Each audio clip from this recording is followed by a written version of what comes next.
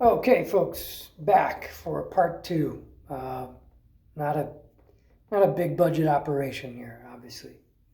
Phone running out of memory and then getting a little scattered as far as the recognition of the names of the intervals away from that fixed note. So I wanted to get back into information about the chromatic mirror and ear training and interval recognition, because basically, if you're going to be playing any ideas, and this is dependent upon tempo and whatever style you may be playing in or whatever, it's probably easier to hear from one note to the next. The slower that you're playing, the faster you play, the more likely you are to just play what you know or play what falls under the fingers. But to get back to those intervals again, it's every note away from C. So down a half step, and then from a half step above, then down a whole step, and then from a whole step above, and then down a minor third, then from a minor third above, then down a major third, and then from a major third above, then down a fourth, then from a fourth above, then down the tritone, then from a tritone above, then down a fifth, then from a fifth above, then from that C down to the E, a sixth, and then from a sixth above, then down a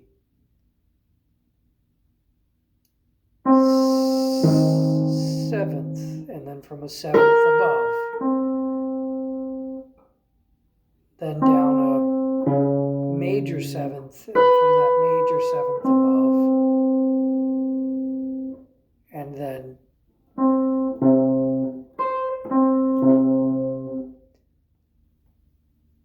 all of those notes from a fixed note. So what are you're only hearing one of these potential intervals at any given time. It's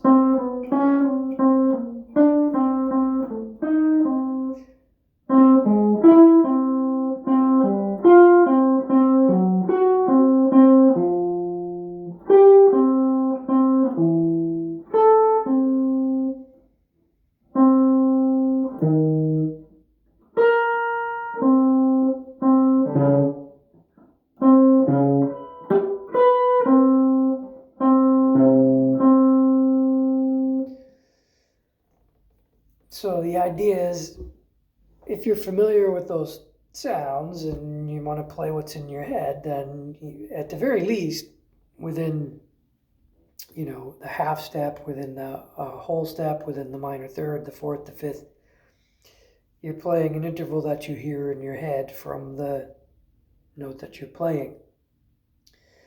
So as far as improvisation is concerned, I mean, what you want to play what you hear, well, then you have to be able to recognize that jump and interval from one note to the next. Now, that's something that I'm certainly still working on. I'm not suggesting that it's easy. It's not easy to do. But that's an idea about connecting the brain and the ear and your hands. And it's really easy, I think, in my experience, to play arpeggios or to play scales or to play some already fixed, group of notes together. But to be really and truly chromatically improvising away from just one tone like that over, chord changes, that's a tough thing to do. So as far as practicing is concerned, it's a lot of work. It's a lifetime of work to be that in touch with the instrument and have your ears working that far and hearing that far in advance. Basically, is the idea. That's not easy to do. I heard a great quote from Dave Liebman, who's another amazing saxophone player. He's got a video, a DVD that I've got of him talking about learning to play and practicing and improvising. And he says that when you practice, you should be practicing alone. You should be playing alone so that nobody else can hear you. Nobody else at all. Because you're not supposed to sound good when you're practicing. And you go out and perform in front of people, or you play music for a recording, you're concerned with sounding good. But as far as practicing is concerned, then you're not supposed to sound good if you're practicing things that you are unfamiliar with or you're still working on. Obviously, I'm trying to get through the chromatic mirror thing. I haven't played that in a long time. It just occurred to me to bring that up as a result of talking about improvising, because it's interval recognition. There's a great book, Intervals in Action by Greg Fishman. And that shows how each one of these intervals is potentially a component of the each family of the seventh, each of the families in the seventh chords, and how does a whole step, a major second, a part of a major seventh chord? How is it part of a minor seventh chord? How is it part of a dominant chord? How is it part of a minor 7-flat-5 chord? How is it part of a diminished chord? And so there's all these interval exercises in recognizing those sounds. So that's another amazing book that covers something that's related to this. It's like pulling all of these things together. And there's various ideas on the subject from all these great musicians. And it's just a matter of like being able to pull all these ideas together to form a greater whole, to give you the opportunity to play closer to what's in your head. The Michael Brecker practice journals have been published by Share Music, and so that's a amazing resource just to open up to any page in that book and see what Michael Brecker, another amazing tenor saxophone player there. I'm talking about a lot of horn players on these in these two videos. To open up that book and grab an idea out of there and practice that. That's, to look at what a musician of that caliber was involved in practicing and playing. And then there's another great book. I actually have that right here, which is this guy, Gary Campbell, and his book, Expansions. And this says that it's a method for developing new material for improvisation. And so there is some fantastic stuff that's in that book regarding playing some new sounds and getting some new language to fool around with. So many resources and so many great books.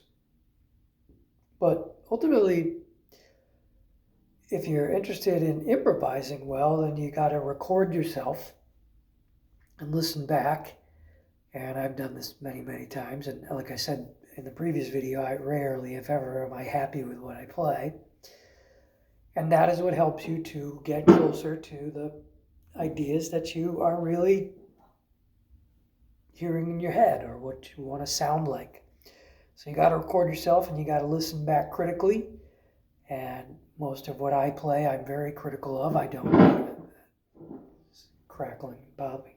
I don't like it. I don't think that a lot of it sounds good.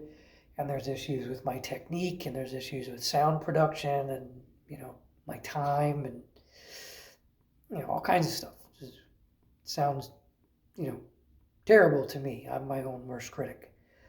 But you got to record yourself, and that's what helps you to get closer to sounding good.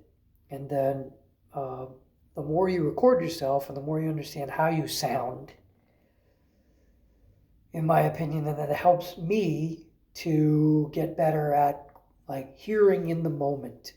Okay, so it's a matter of like playing something, hearing what you've played, and then reacting to it, responding to it, and hearing in the moment much better than have previously. So get a better understanding of like what this phrase means in relation to the chords or into the music or what everybody else is playing, or if I make a mistake or something like that, how to play something that hopefully can make it sound like it was not a mistake, or make it sound like I meant it. So that's not easy to do either. And it's an ongoing process. It's a work in progress. So if you're interested in improvising, then it's something, that's something to practice. That's a part of an overall plan of practice. You sit down and you got to practice your chords, or you got to practice your scales, or you got to practice your arpeggios, or you got to practice a tune, or you got to practice a melody, or you got to practice, your picking, or you got to practice whatever it is. And then it's another component of effective practice is setting aside some of that time to improvise. And the more you practice improvising, especially in a space where you're not feeling self-conscious and you're practicing alone, so to speak, that nobody else can hear you, that you don't have to worry about sounding bad, well, then it becomes a greater tool for refinement of your craft or your intentions. But then you're gonna get on the bandstand or get on stage and play with people and all that stuff. It's got to go out the window, and that's another thing entirely, is what I call bridging the gap. And it's bridging the gap between what you can play in your bedroom or in your practice space or in your little your little confined place where you're working on your ideas, to being able to actually play something of meaning, of value, with other people, in front of other people, bridging the gap. That's another thing altogether. Not easy. So there's some thoughts on improvisation. Do you agree? Do you disagree? Did I leave something out? If you got comments or, something like that you want to leave, please do. Let me know your thoughts. And again, there was, like I said, there were some new subscribers between now and the last time that I posted videos. I do appreciate that. Thanks for tuning into these videos. And if you got ideas about something that you want me to do a video about, or guitar stuff, or lessons, or anything at all, leave a comment. And I want to we're going to start to get in the habit of saying what everybody else says. Like and subscribe. Okay? So we'll see you next time.